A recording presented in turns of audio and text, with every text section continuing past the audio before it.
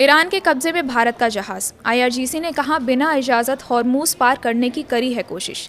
आखिर क्या है पूरा मामला, आइए जानते हैं। नमस्कार, मैं हूं शिवानी दीक्षित और आप देख रहे हैं न्यूज़ 18 का डिजिटल प्लेटफॉर्म। ईरान की इस्लामिक रेवोल्यूशनरी गार्ड यानी आईआरजीसी ने हॉर्मूज स्ट्रेट में भारत आ रहे एक जहाज को रोककर कब्जे में ले लिया है। ईरान ने आरोप लगाया है कि जहाज बिना इजाजत हॉर्मूज से गुजरने की कोशिश कर रहा था। लाइबेरिया के फ्लैग वाला एपिमिनोडिस नाम का ये कंटेनर शिप गुजरात के मुद्रा पोर्ट की ओर जा रहा था। ईरानी नौसेना के मुताबिक जहाज के नेविगेशन सिस्टम में छेड़छाड़ की गई थी, जिससे समुद्री सुरक्षा में खतरा पैदा हुआ। कार्रवाई के दौरान आईआरजीसी ने जहाज को रोककर अपने कब्जे में ले लिया और उसे तट की ओर ले गई। इसके अलावा इजरायल से जुड़े फ्रांचेस्का नाम के दूसरे जहाज को भी कब्जे में ले लिया गया है और यूफोरिया नाम के जहाज पर हमला भी किया गया है। ये पूरी घटना ऐसे समय पर हुई है जब अमेरिका और ईरान के बीच सीज फायर की अवधि खत्म होने वाली थी।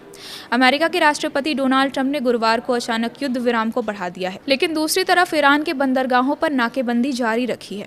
ईरान के शीर्ष नेता मोहम्मद बागेर गालिबाफ ने साफ कहा है कि मौजूदा हालात में हॉर्मूज को पूरी तरह खोलना संभव नहीं है। वहीं ईरानी राष्ट्रपति मसूद पेजेश्कियन ने अमेरिकी नाकेबंदी को समझौते का उल्लंघन बताया है। दूसरी तरफ अमेरिका का कहना है कि अब तक 28 जहाजों को वापस लौटाया जा चुका है और नाकेबंदी जारी रहेगी।